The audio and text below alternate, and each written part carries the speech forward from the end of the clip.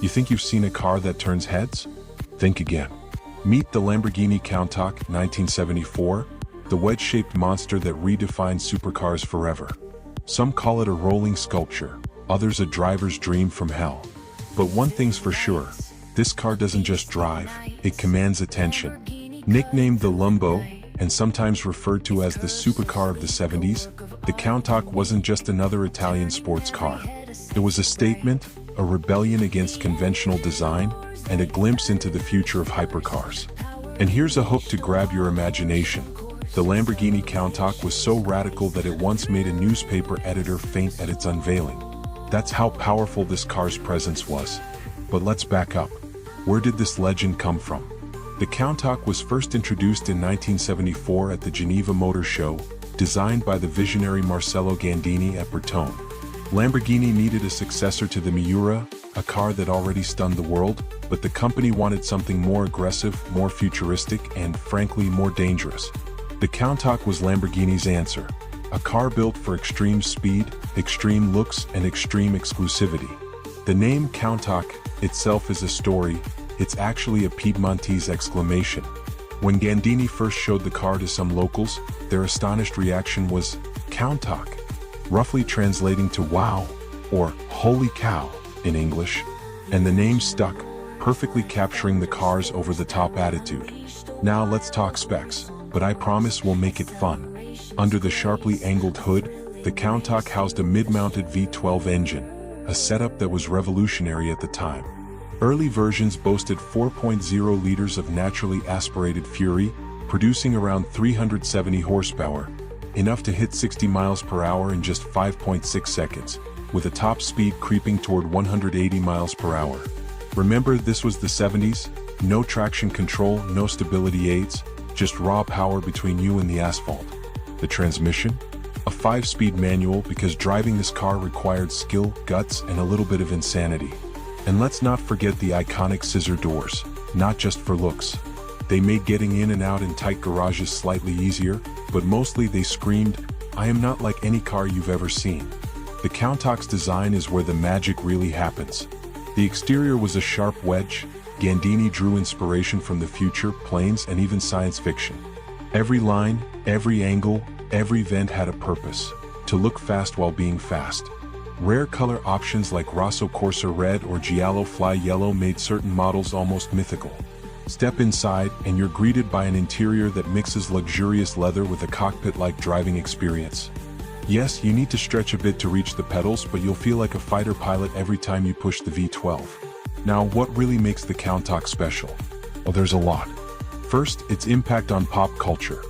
This car appeared in countless movies, posters, and even video games.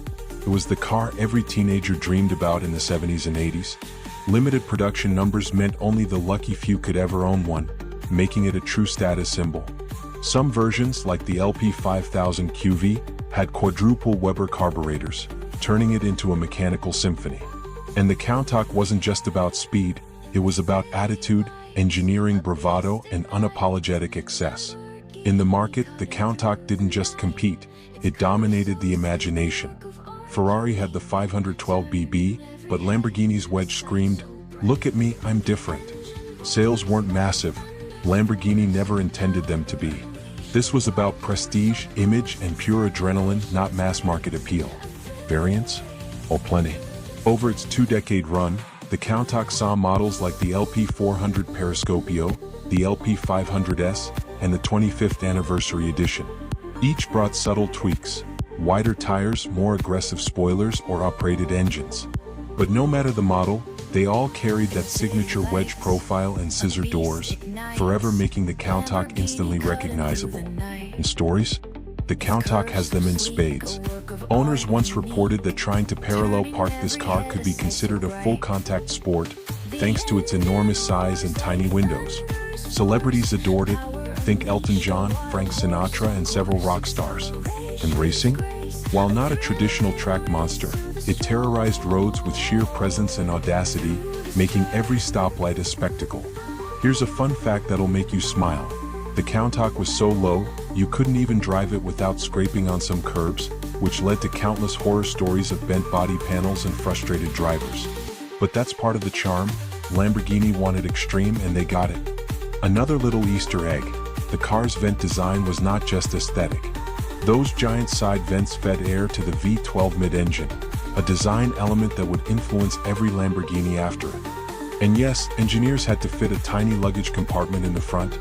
Good luck putting anything larger than a small backpack there. So what's the verdict? The Lamborghini Countach is more than a car. It's a rolling legend, a piece of history, and a symbol of what happens when designers refuse to compromise. Whether it's the insane angles, the roaring V12, or the sheer exclusivity, it's a car that will forever be etched into automotive culture. Before we wrap up, a quick reminder. If you're loving these insane car stories, hit that subscribe button and smash the like so you don't miss any of our epic car breakdowns. Trust me, you don't want to miss what's coming next. In conclusion, the Lamborghini Countach isn't just fast, loud, or flashy. It's a statement of rebellion, creativity, and pure driving passion. And here's a question for you viewers. If money was no object, would you dare to own a Countach and wrestle its V12 every day? Or would you just stare at it in awe from afar? Drop your thoughts in the comments because this car deserves a debate. And remember, the Countach didn't just break rules, it shattered expectations. And that, my friends, is why it will forever be a crown jewel in the kingdom of supercars.